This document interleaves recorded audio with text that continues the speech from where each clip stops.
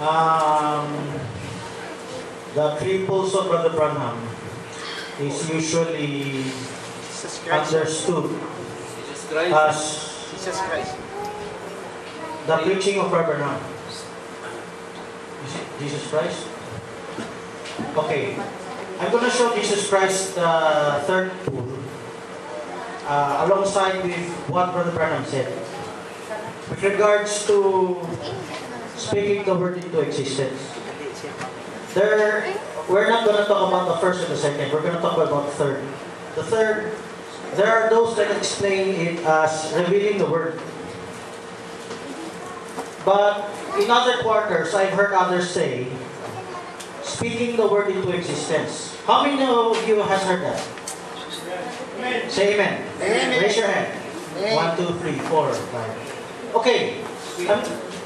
Let me give the traditional view on speaking the word to existence. Speaking the word to existence, they explain it as supernatural. Like Brother Branham was shooting for squirrels, there's a squirrel, and God gave him an inspiration.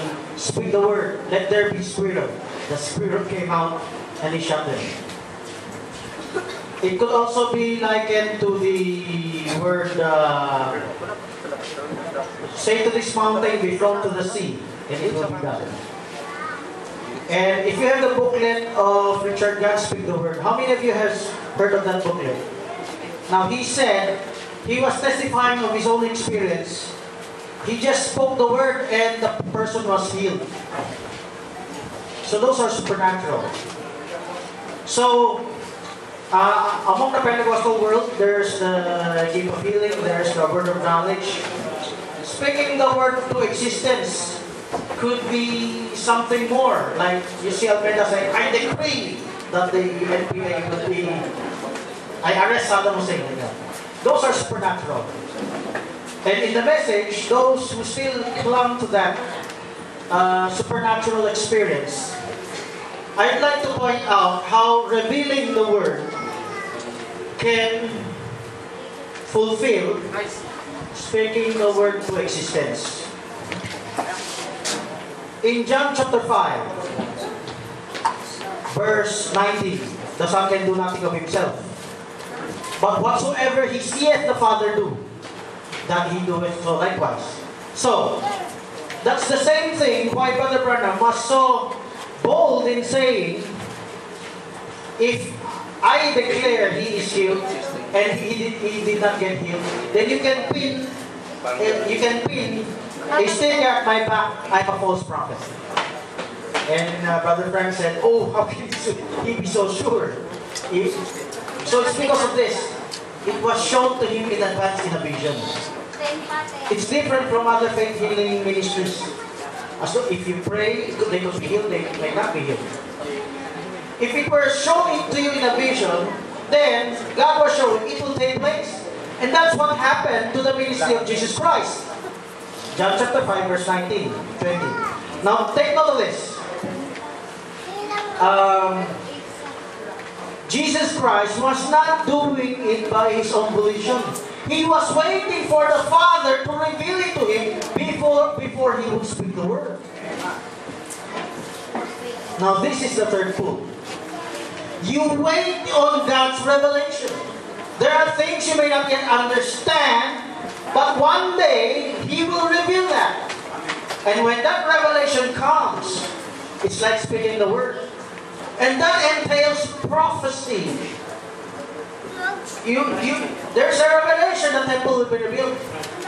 Others have heard it in advance. May baon na. They heard that in advance. And when that word manifests itself, then there's the quickening of the soul. And that's somewhere far off. But even right now, we have the revelation about patriarchal training. What will happen to your children if you do not make use of their idle time? What will happen to your children if you send them to an ordinary school. You don't focus on accelerating them or try to develop the home schooling system. There is a vision in advance. It's a revelation. You don't have to be supernatural to get that. You just have this very experience. You can see it from the Word. There's scripture. And there are evidences. There are previous events that has taken place. It's too blind for you not to see. When you speak something, you don't say to this mountain, be thrown to the sea. Not by your own whim. You know why? Anybody can do that. And why did it take place? Pastor Villagonza once told me, the boy prayed and he saw the mountain was not moved. My pastor said, because he had no faith. Sabi ko na nga ba, dito ko eh. I told you so. It's not true. Because he lacked faith. No, that's not the answer. The answer is this. Your faith must be based on God's revelation. Wait on God's revelation. Wait on God's Word. Do not put your own interpretation on it. You follow God's interpretation on it. When you follow God's interpretation on it, then you can say to this mountain, be thrown to the sea. It's not because you want it. It's because God prophesied it. The two prophets will prophesy that, and it will take place. And you, as follower of the Word, you speak the Word, and it really takes place. Not because of your own whim, but because you surrendered your will to the Father. You surrendered your own righteousness, your own understanding to the Father. That's when you speak the Word to existence. Not by your own caprices, not by your own whim, not by your own discretion. It's because you surrender to God's discretion.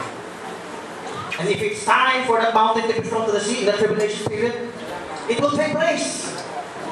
And because of the two prophet ministry, 144,000 ministry, you will know it will take place. So, speaking the Word to existence today entails what? Fulfillment of prophecy.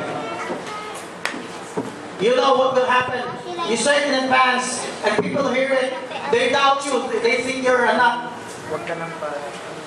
But when that takes place, then they'll know. It's like the squirrel coming out. But the squirrel coming out is not the whole of his life. It was just an example for him at that moment. But people misunderstand it. Okay? So this is how you connect revealing of the Word to speaking the Word to existence. By the way, if you expand this speaking to existence, this is connected also to the original plan of reproduction by the spoken Word. How many of you understand that already now? It's not supernaturally Adam speaking the child into existence. It's because they came together because of the Word of God. They shared the Word of God. The man and the woman shared the Word of God. The child was born because of the Word. Not because of the devil, not because of worldliness, not because of ignorance, but because they had the revelation of the mystery of marriage. The child was spoken into existence. Oh, God bless you. So, salamat, Brother Francis, sa iyong bahagi. So, napakasimple lang, kung mayroon tayong revealing the Word na natanggap sa Panginoon, we must speak the Word of truth. Doon lang yun,